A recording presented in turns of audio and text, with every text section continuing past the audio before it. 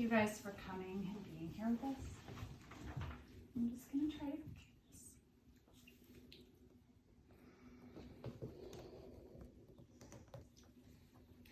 In a sea of condolence cards that flowed in, the one that stood out read, "You can tell where a beautiful soul has been by the love that's left behind."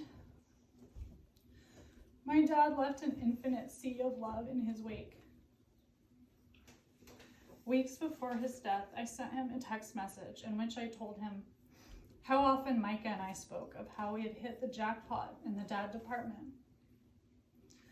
That we loved him so much already, and then I'd gone and made 3 other people who love him so dearly.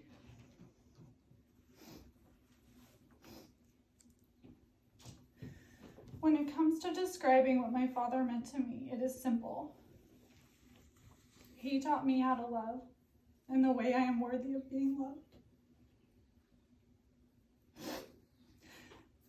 With him, I was not only safe, but special. And I imagine that others felt this way in his presence as well. While love sounds vague and cliche, my dad's love was a constant, and the way he embodied it in every interaction made it a daily spiritual practice.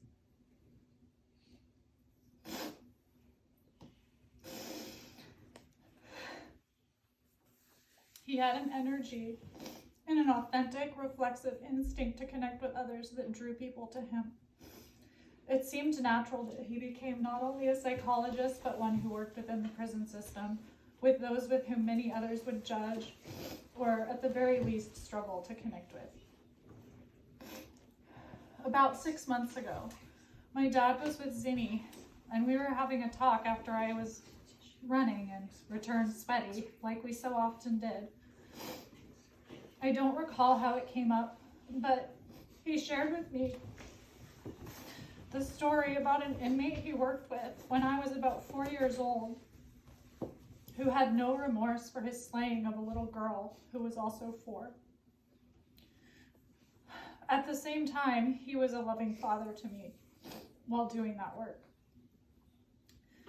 Choking back tears, he shared with me how he pinned this man, his client, to the wall, enraged by his lack of remorse, and had to get supervision around this. Due to his capacity to remain open to other human beings where others bristle, judge, or balk, I thought this was a story about how he overcame that kind of reaction to find ways to accept and connect to people others wrote off as monsters. I remember him tearing up as he told me this, and only later realized this was a story about his deep love for me and the protectiveness he felt as a father. Connecting with all kinds of people was a talent and strength of his, but it was the way he loved that truly is his legacy and the way his spirit lives on. Being loved by him felt like certainty in an unstable and shifting world.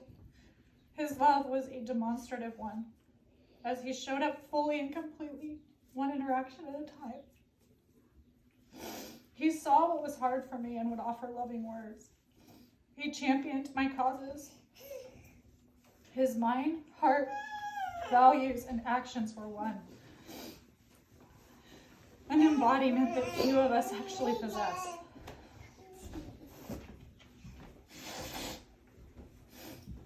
He was the ear I often confided in, drawn to his acceptance, patient presence, and sense of humor.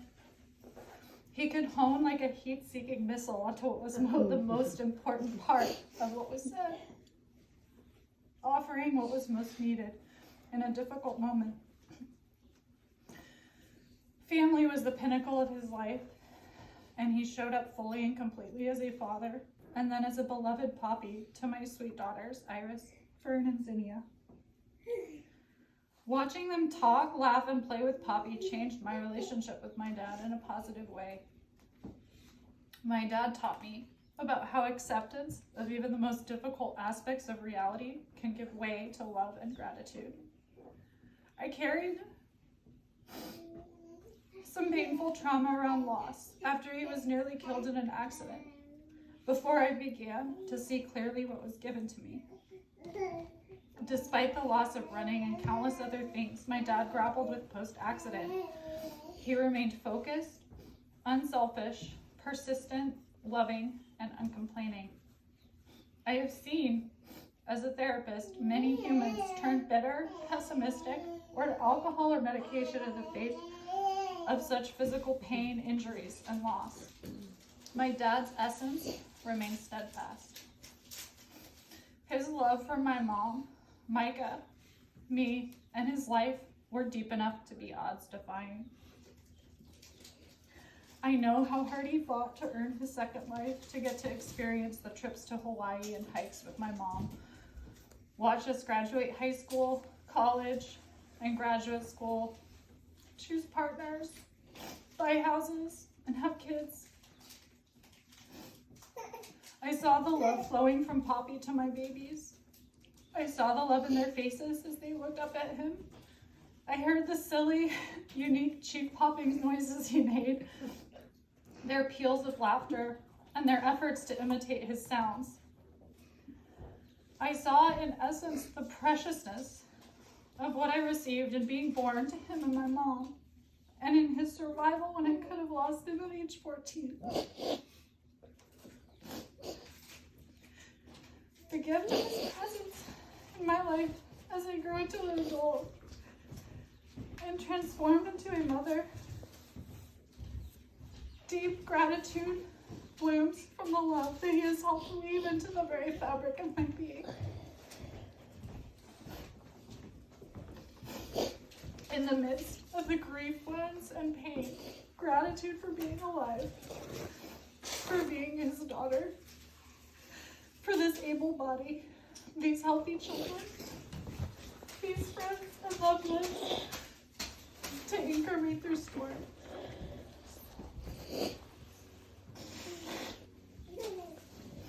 The person my dad was, and father he was to me, is what may enable me to survive losing him, though not without considerable pain and heartache that may take residence inside me in one form or another for the remainder of my life. This is who my dad was, open to connection, deeply grounded in prioritizing love and people over all else, and capable of keeping his eye on the prize despite all potential distractions right up until the very end. I miss him as fiercely as I love him, and feel his absence in my core.